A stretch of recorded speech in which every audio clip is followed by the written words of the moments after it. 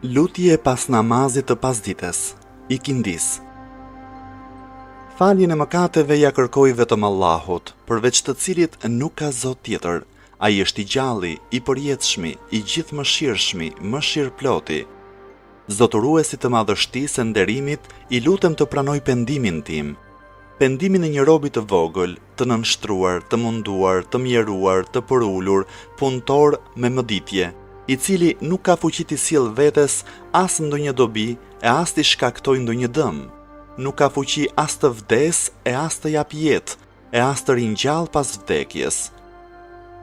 O Zoti im, me ty kërkoj mbrojtje prej shpirtit të pangopshëm, prej zemrës që nuk nënshtrohet, prej diturisë së padobishme, prej namazit që nuk ngjitet lart dhe prej lutjes që nuk dëgjohet.